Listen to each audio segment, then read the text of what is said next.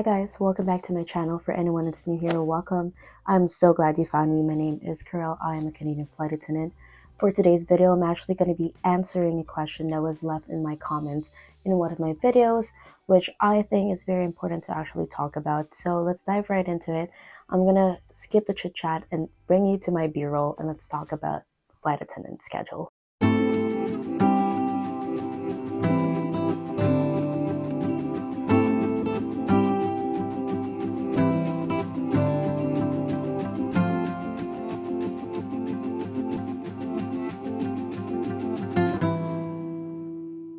Can you fly nonstop and still slow down? This is a question I get asked a lot, and to be honest, I do ask myself sometimes. From the outside, this job can look like a dream, with no views, new cities, constant motion. But behind every landing is a routine that I'm still trying to figure out. There's a shift when the blazer comes off, from flight mode to me mode. Some days I'm too tired to even think, but this is where balance begins. It's in the quiet habit, unpacking, resetting, reclaiming a little space. I squeeze in movement not for aesthetics, but to feel present in my body. And then, just like that, it's time to sleep again. Because the next day starts before the world even wakes up.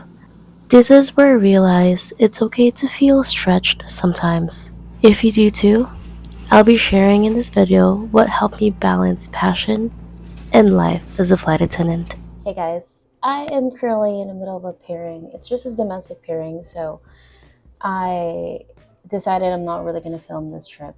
However, I do want to talk about something very, very important. Just based on my B-rolls, I'm honestly going to kind of like touch on it a little bit more because I wanted to make it a little bit more personal.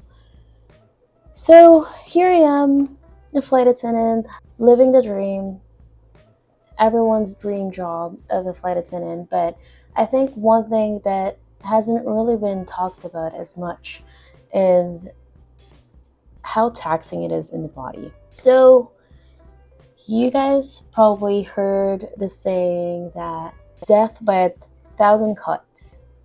Sometimes I do want to think that it can be this job as well too, because there's a lot of cumulative things that do play a factor in us being fatigued or exhausted throughout our trips.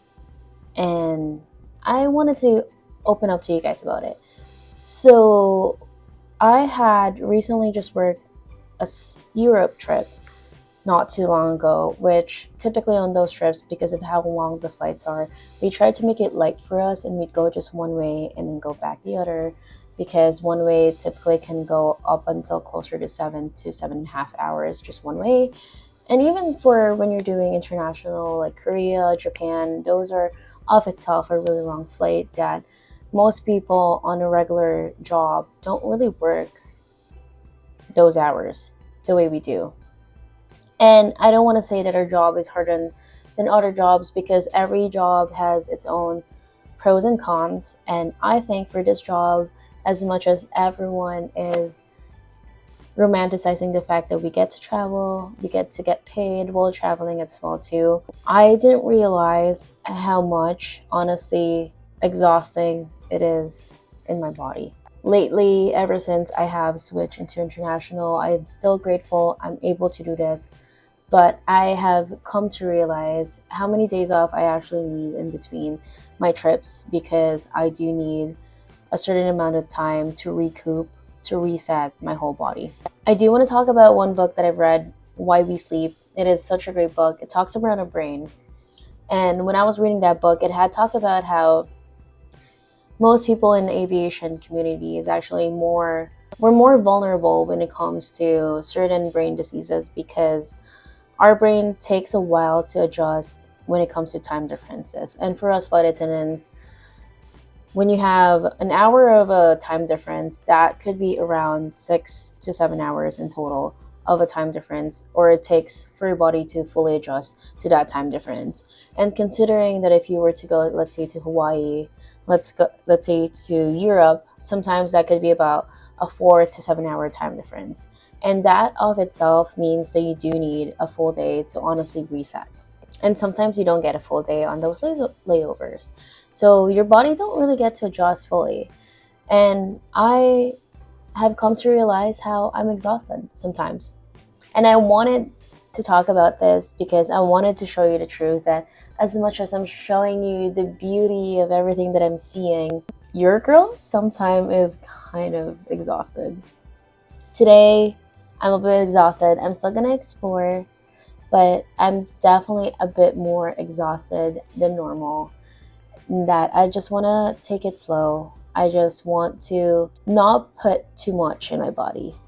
And if ever you guys are curious in how I work a schedule around being a flight attendant, because their schedule is very up in the air, everything just happens. Sometimes you would make plans, sometimes those plans don't really happen as well too.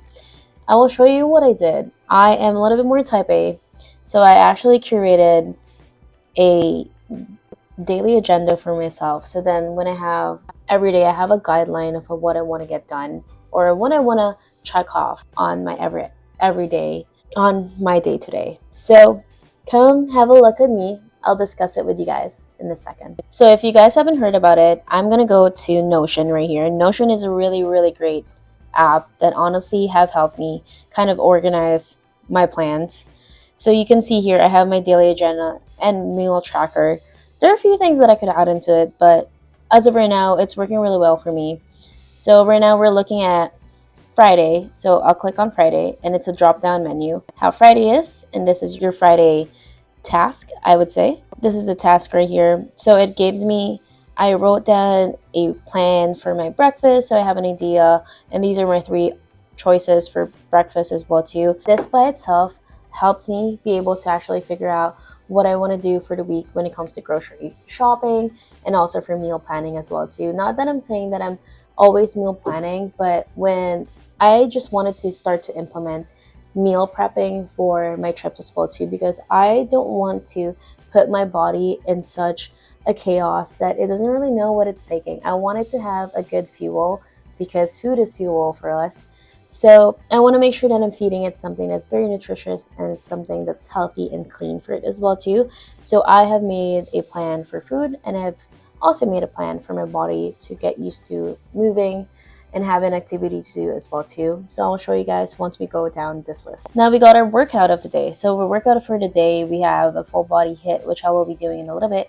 And I have all the stuff that I wanted to check off when I'm doing those things. And then after that, 30 minutes after a workout, typically I want to be good at taking protein. So then I would plan out my protein or my post-workout meal. So let's have a look. This is my post-workout meal options that I have right here, which honestly I think is good because I've got 4 options.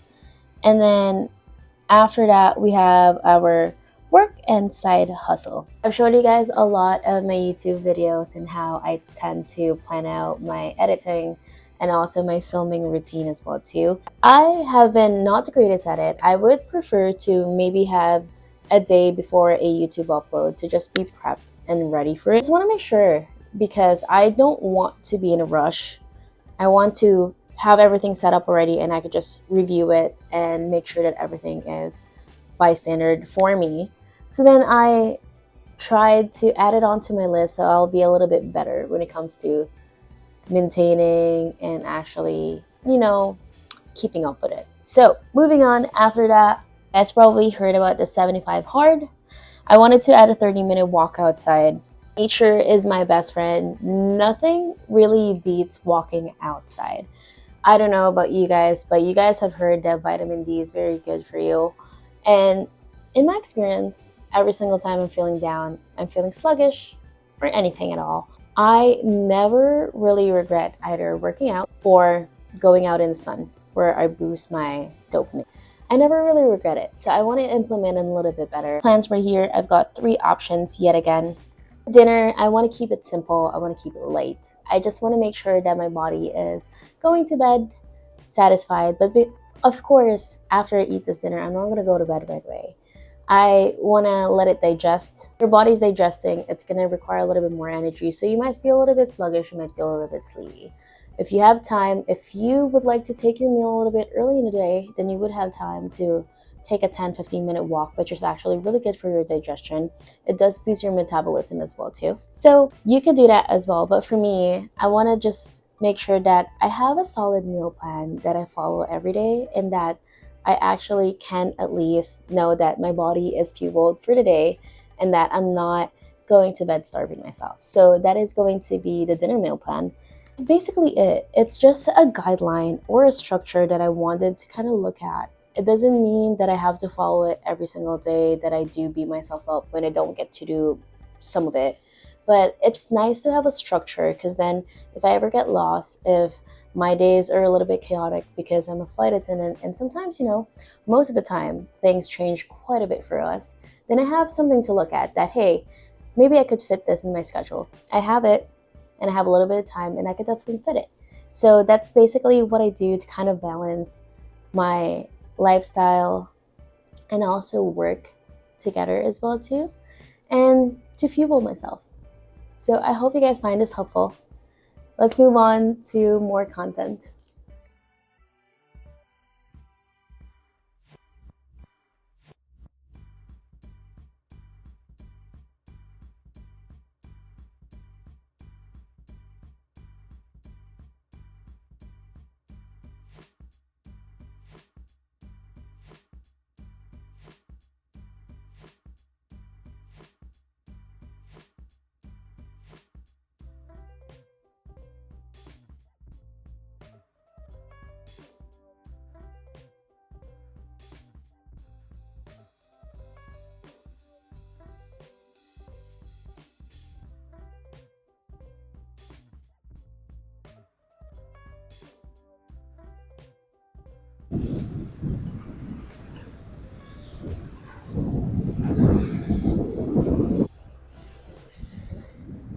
So cute, I love it.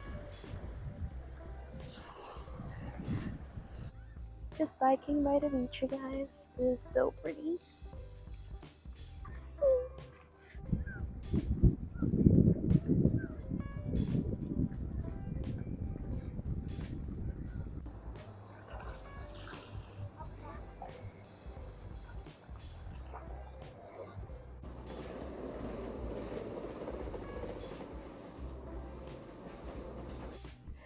Alright guys, that is it for this video. I hope you find this video very helpful and actually open your eyes when it comes to the reality of balancing personal life and also professional life as a flight attendant.